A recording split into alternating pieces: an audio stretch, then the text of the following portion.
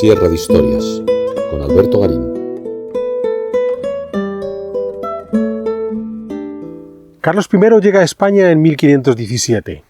De los primeros lugares donde va a asentar su corte será Valladolid, que con el tiempo se convertirá en una de las sedes favoritas para su curia, primero real y más tarde imperial. Pero en Valladolid no tenía casa, como no va a tener casa la mayor parte de las ciudades en las que va a residir, y sin embargo va a poner en marcha un programa constructivo de una serie de palacios en Madrid, en Toledo, en Granada, algunas reformas en el Alcázar de Sevilla, e incluso más allá, cuando tiene que pasar una larga temporada en el centro de Europa, y allí, por ejemplo, tendrá su residencia en Innsbruck.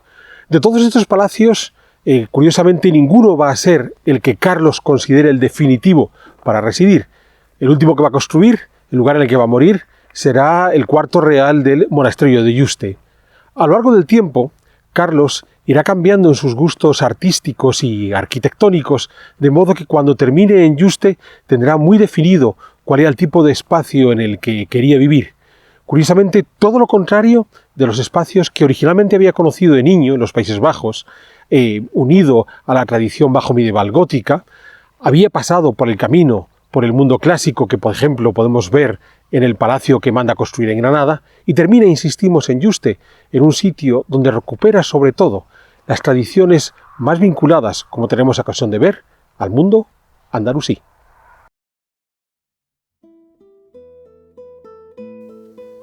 Carlos I arribó por primera vez a España en septiembre de 1517. A poco de llegar, fue a visitar a su madre, la reina Juana, que estaba retirada en su palacio de Tordesillas. Este fue el primer palacio real hispano que Carlos hubo de conocer. Hoy desaparecido, el palacio de la reina Juana, cuya construcción se inició a finales del siglo XIV, se situaba entre la iglesia de San Antolín y el convento de Santa Clara. Se trataba de un edificio austero de planta rectangular, de 2 niveles, con un patio principal en su lado este y los patios de servicios al oeste. La fachada principal miraba hacia el río Duero y contaba con una amplia galería desde donde había una hermosa vista sobre el valle. Además, en el espacio entre el patio principal y los muros del convento de Santa Clara, se situó la huerta del palacio. Pese a esa austeridad arquitectónica, Carlos debió sentirse en un ambiente familiar, pues su madre había sido una gran aficionada del arte flamenco y para decorar sus estancias contaba con hasta 70 tapices provenientes de los Países Bajos. Destacaba la serie de Los Triunfos de María, también llamados paños de oro por la cantidad de hilo de oro utilizado para su urdimbre. La serie fue encargada al taller de Pieter van Aelst, quien los elaboró entre 1502 y 1504, cuando ya Juana se había convertido en la heredera de los tronos de Castilla y Aragón. Esta situación política quedó reflejada en los tapices, muy especialmente en el de la coronación de la Virgen. En medio, bajo un coro celestial, aparece María coronada. En la parte superior izquierda, Esther, tras salvar a su pueblo, es coronada por Ausero. En la parte superior derecha, Salomón corona a su madre Betsabé, que ha de gobernar con él. Hasta aquí podríamos estar ante una iconografía relativamente consolidada. Del siglo XV es el tapiz de la coronación de la Virgen que podemos ver en la Catedral de Sens con una composición aparentemente similar. La Virgen coronada en medio, Esther a un lado y Betsabé al otro. Pero a partir de aquí, el tapiz que encargó Juana cambió. La Virgen no estaba coronada por la Santísima Trinidad, sino por 3 reyes, y además estaba rodeada por las virtudes, la justicia, la caridad, la fe, la prudencia y la esperanza. La Virgen era reina por voluntad de los reyes, como Juana había de serlo por descender de reyes, y sería una reina con las virtudes necesarias. Para enfatizar esta idea, en el margen inferior izquierdo, la propia Juana aparecía siendo coronada por su madre, la reina Isabel, mientras que en el margen inferior derecho a Juana le entregaban una efigie de su esposo Felipe, quizás en recuerdo de cuando le enviaron su imagen antes de casarse, pero un curioso guiño mediante el cual Juana quedaba como la única reina sin la presencia física real de su marido. Pensemos que a la larga esto es lo que habría de ocurrir. Y es que en este sentido, A partir de ahí, el resto del tapiz pudiera parecer premonitorio. Juana sería como Esther, la defensora de su pueblo, y sobre todo como Betsabé, la que habría de reinar con su hijo. Pero en realidad es una plasmación de la política que Juana había decidido seguir. Sería la buena reina, cuyo fin era hacer llegar la corona a su hijo, tal como ocurrió. Durante esta primera estancia de Carlos I en Tordesillas, fue posible que también visitase el sepulcro provisional de su padre, Felipe el Hermoso, que había fallecido en 1506 y que se encontraba en el vecino convento de Santa Clara. Tuvo ocasión así de conocer otro palacio real, pues este convento de Santa Clara había sido concebido como palacio en tiempos de Pedro I el Cruel, a mediados del siglo XIV, como tuvimos ocasión de ver en una sierra de historias previa. Carlos descubrió así ese arte mudéjar que tanto le gustaba a Pedro el Cruel, derivado del arte andalusí, algo que debió chocarle a un joven formado en los septentrionales Países Bajos, donde este tipo de manifestaciones artísticas resultaban totalmente ajenas, cuando no excesivamente exóticas. Tras este primer paso por Tordesillas, Carlos I dedicará los siguientes 2 años a recorrer buena parte de sus territorios de las coronas de Castilla y Aragón. Por cierto, pese a la leyenda del abandono al que sometió a su madre, Carlos regresó numerosas veces a visitar a Juana. Entre 1517 y 1542 tenemos documentadas 12 estancias de Carlos con su madre. Pueden parecer pocas, pero hemos de tener en cuenta, tal como vamos a ver, que en esos años Carlos realizó numerosos viajes fuera de la península ibérica, a los Países Bajos, a Alemania, a Italia, a Francia, al norte de África. De partida, Carlos no tuvo una residencia oficial en sus primeros años en España e iba alojándose en las casas de sus principales servidores. Así, en Valladolid optó por el Palacio de los Pimentel, hoy sede de la Diputación Provincial, y donde nació el futuro Felipe II en 1527. Más allá de las reformas posteriores, aún podemos ver un edificio de planta rectangular que cuenta con un torreón en su ángulo occidental, con la entrada principal situada a un costado y no en el centro de la fachada, recordemos, una invariante propia de la arquitectura hispana. El Palacio de los Pimentel contaba con un patio principal que articulaba la parte noble del edificio, además de otros patios de servicio, es decir, una solución que no se alejaba mucho de la que Carlos había conocido en Tordesillas. Al igual que en Valladolid, durante sus estancias en Barcelona, la segunda ciudad española donde pasó más tiempo Carlos, el monarca tampoco tuvo casa propia, residiendo habitualmente en el palacio del arzobispo de Tarragona. De este edificio no se conserva ningún vestigio, pues fue demolido a finales del siglo XVIII para la construcción del actual palacio del duque de Sesa. En mayo de 1520, Carlos partió para Alemania para ser nombrado emperador. Durante sus estancias en el imperio, como le ocurría en España, tampoco contó con casa propia, desplazándose entre los palacios de sus cortesanos. A su regreso a España en 1522, Valladolid volvió a ser el lugar más habitual de la corte del ya emperador Carlos V. Allí, su secretario privado, Francisco de los Cobos, decidió levantar un edificio que sirviera como residencia a su señor. En ese año de 1522, de los Cobos había contraído matrimonio con la hija de los condes de Rivadavia, María de Mendoza, de una rama menor de la familia Mendoza, parientes lejanos del gran cardenal. Como dote, logró el solar ubicado frente a la iglesia de San Pablo, en la esquina opuesta al Palacio de los Pimentel, recordemos, la residencia habitual de Carlos V en Valladolid. Durante la estancia de la corte en Madrid en el invierno de 1524-1525, de los Cobos hubo de conocer al arquitecto madrileño Luis de Vega, a quien le encargó la construcción de su nuevo palacio vallisoletano. Con el tiempo, Luis de Vega se convertiría en uno de los arquitectos favoritos de Carlos V. Por cierto, en sus estancias en Madrid y hasta que se rehabilitó el Alcázar, Carlos V solía residir en el palacio de su tesorero Alonso Gutiérrez. En casa de este nació la princesa Juana, hermana de Felipe II, en 1535. Con el paso de los años, la propia Juana adquiriría este inmueble, convirtiéndolo en el convento de las Descalzas Reales. En 1526, Luis de Vega informó de los avances realizados en el Palacio de Francisco de los Cobos en Valladolid.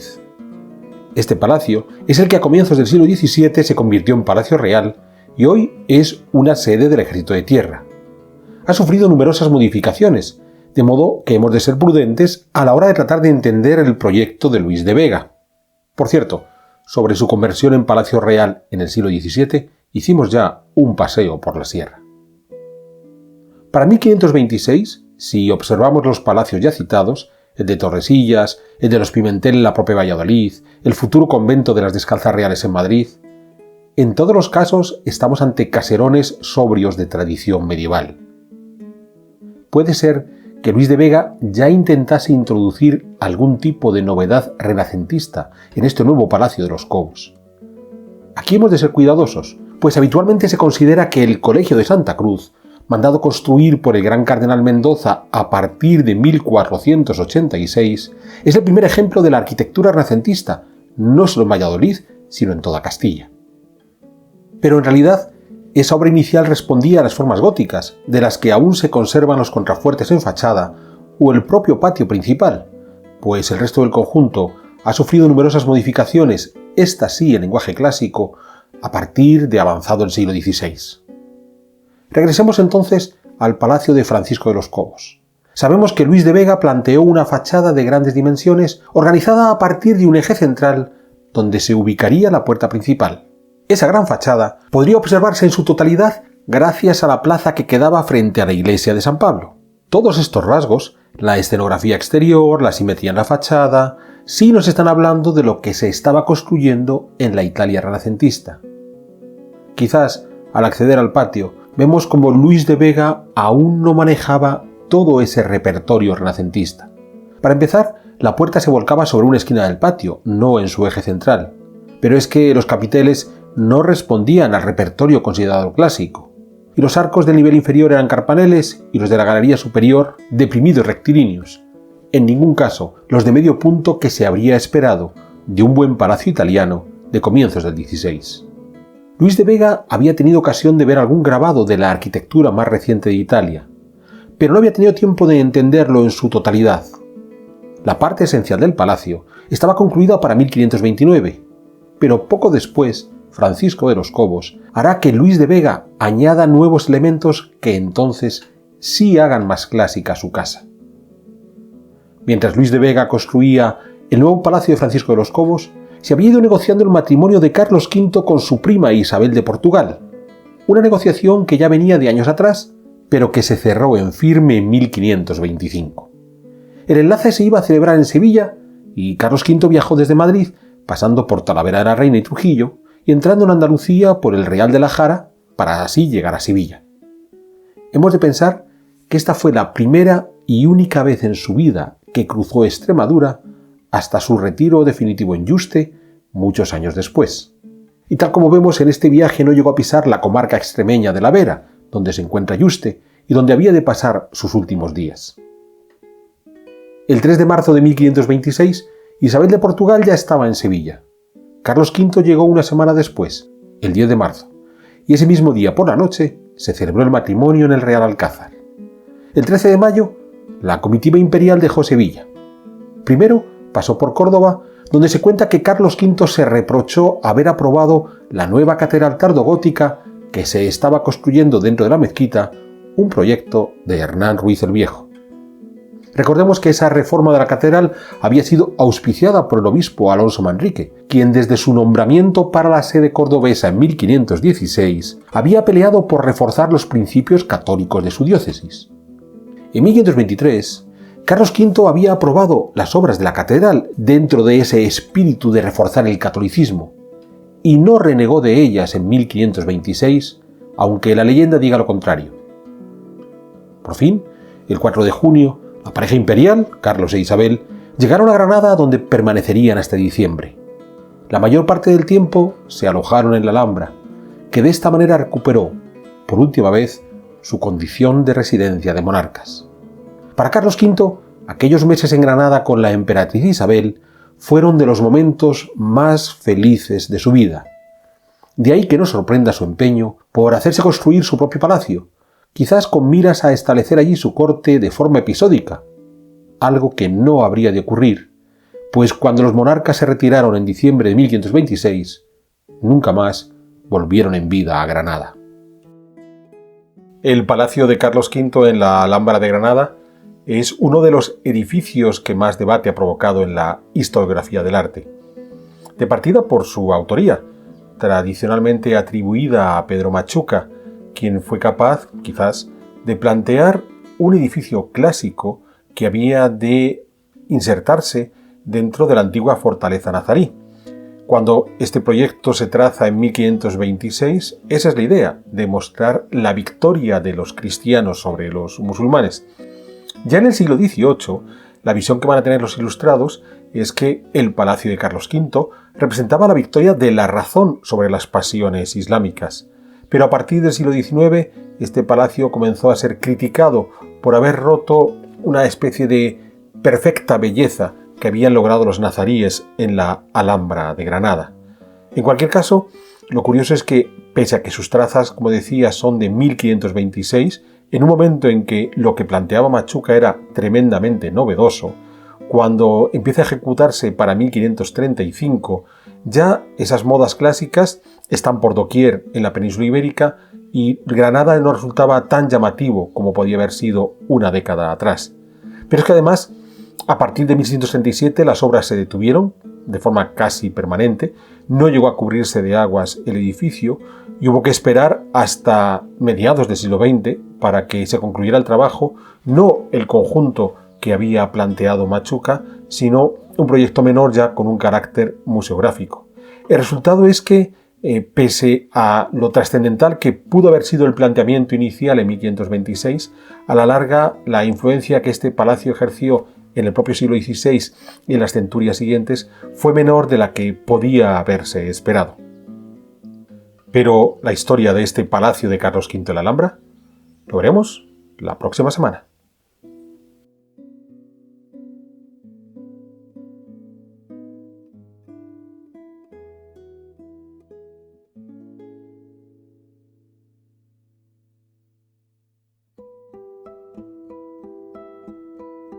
¿Quieres incorporarte a la comunidad de Sierra de Historias?